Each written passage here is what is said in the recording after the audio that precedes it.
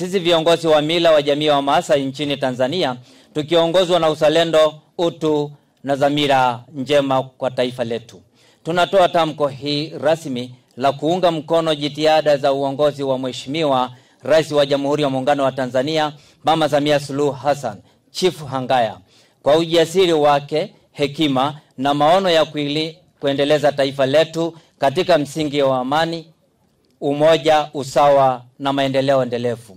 Tunatambua mchango mkubwa wa Mheshimiwa Rais katika kuimarisha ustawi wa jamii zote nchini, hususan jamii za wafugaji na makundi mengine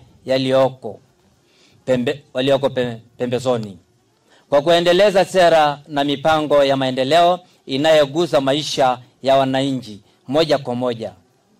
Tunatoa wito wa jamii yote ya wafugaji wa Kimaasai na wananchi wote kwa ujumla kujitokeza kwa wingi tarehe 29 Oktoba 2025 kushiriki kikamilifu katika uchaguzi mkuu wa taifa letu kwa amani, utulivu na umoja, na kupiga kura kwa Mheshimiwa Rais wetu Mama Samia Suluhu Chifu Hangaya. Tuwe nguzo wa amani, nuru ya matumaini na urithi wa dhamani kwa taifa letu. Samia ni chaguo la amani. Tanzania kwanza, amani kwanza. Tunawapongeza sana sana sana. Ninafahamu tamko hilo mmelitoa nyie wenyewe, mkiwa mmeona na mkiwa mashuhuda wazuri wa kazi kubwa nzuri alizofanya Dr. Samia Suluhu Hassan. Bahati nzuri sana, sisi jamii ya maana sio watu wa kwenda pembeni na serikali. Na moja ya vitu muhimu sana ambavyo binadamu yoyote anapenda ni kuthaminiwa, kuheshimiwa na kutambulika kazi kubwa nzuri anayoifanya.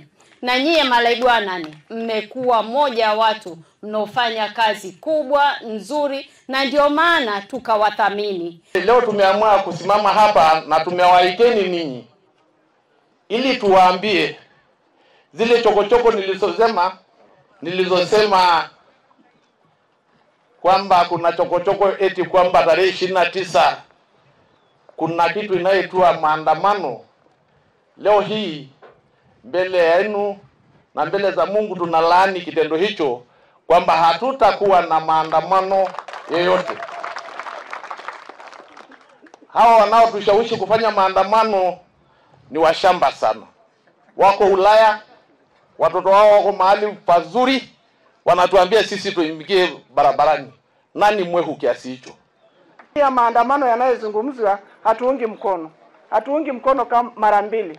Sisi kama wazazi, lakini zaidi sisi kama wanawake. Manake katika maandamano siku zote kutakuwa na shida nyingi za kifamilia, ambayo yakipatikana mimi kama mama ndio nitakayeumia zaidi. Atapatikana mlemavu ambaye nitakuwa namuuguza ndani. Atapatikana kipofu ambaye amesababishwa ndani ya maandamano yale. Kwa hiyo tunalaani na tunamuomba Mungu maandamano yasitokee kabisa. Naombeni wazazi wote tukatae hayo maandamano yasitokee. Kwa nini yatokee sasa? Mbona hayajatokea wakati mwingine? Unapoona fimbo hivi nyeusi, watu wanavonyosha wanaona 80% walioko hapa ni Malaigwanani. Japo pia tumeongeza wazee maarufu kutoka maeneo hayo kwa ajili ya ujumbe huu. Lengo kubwa ni kueneza ujumbe huu katika wilaya zetu zote Tanzania nzima.